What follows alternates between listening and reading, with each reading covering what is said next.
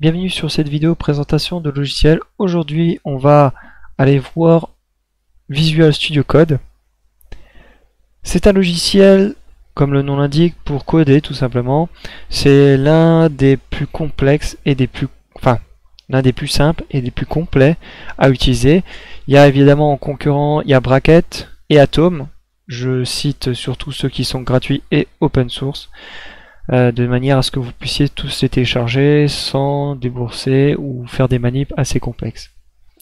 Donc, comme je disais, l'avantage c'est qu'il est open source, il est géré par Microsoft et Atom est géré par GitHub. Il y a aussi Bracket, mais qui est géré par Adobe et qui lui est vraiment très spécifique au web. Celui-ci est spécifique à rien du tout.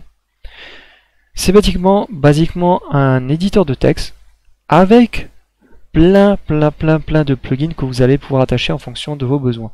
Quand je dis éditeur de texte, alors ça paraît assez basique, mais je précise que celui-ci peut éditer un tas de fichiers et donc ça ne se résume pas que web, ça ne se résume pas que de la programmation pure. Vous pouvez faire du C++, du C++, de l'HTML, du Python, du Java.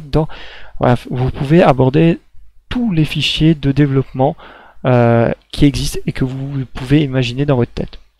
Donc l'interface se présente à peu près comme ça. Donc ça c'est un fichier HTML.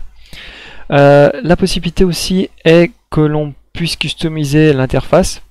Donc voilà, comme ceci par exemple. On peut même en faire en 4 parties. Je scinde ici en 2. Voilà, je peux le faire autant de fois que j'en ai besoin.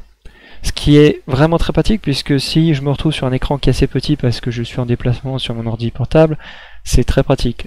Mais ça n'empêche pas de pouvoir scinder quand on utilise même un grand écran, quand on veut comparer deux fichiers côte à côte, deux différents fichiers. Là c'est le même, mais on peut tout aussi bien s'amuser à comparer deux fichiers différents, le fichier CSS d'un côté et HTML par exemple. C'est un cas de figure.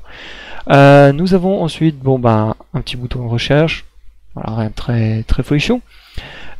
Là, le contrôle de code source. Alors, en gros, on peut lier GitHub à Visual Studio Code, ce qui permet d'éviter d'avoir installé un deuxième logiciel. Ça évite les étapes intermédiaires. Voilà, donc c'est tout à fait possible d'avoir directement votre dossier GitHub, faire vos manips, faire vos changements de fichiers et faire un petit push depuis Visual Studio Code, ce qui est vraiment, on va être honnête, extrêmement pratique.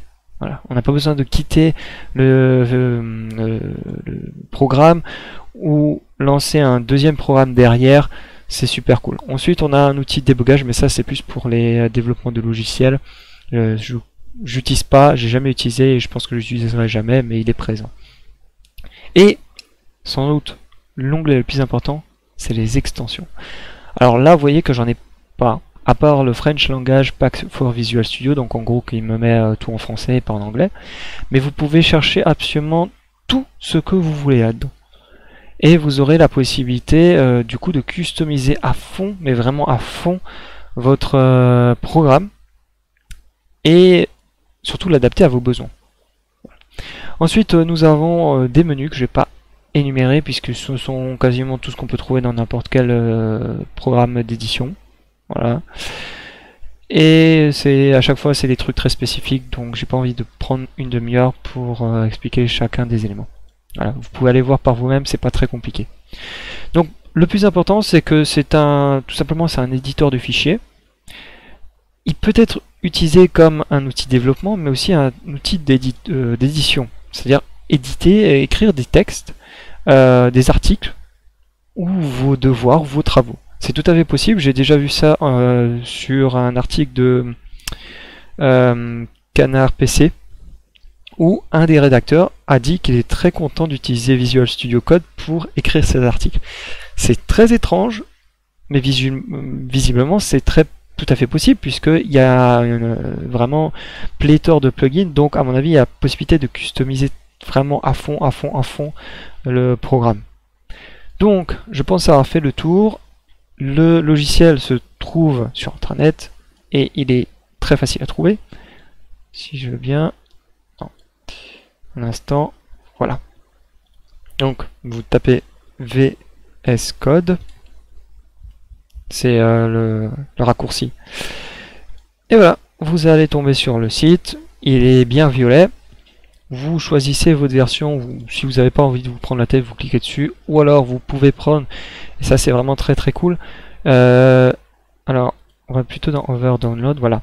Donc la possibilité d'avoir une version zip, ce qui permet de l'avoir en version portable, de le déposer dans un premier temps, déjà de le tester si on n'a jamais utilisé, de vérifier si ça nous convient ou pas, et aussi de pouvoir le mettre sur une clé USB et de l'avoir toujours près de soi et de pouvoir l'utiliser sur absolument n'importe quelle machine. Ça c'est vraiment très très cool. Et la version installateur, c'est si vous êtes sûr de l'utiliser et que ce sera uniquement sur ce PC. Voilà. Donc n'hésitez pas à laisser un pouce bleu ou un pouce rouge, abonnez-vous, laissez des commentaires, faites des vidéos et je vous retrouve pour d'autres vidéos de présentation de logiciels. A plus.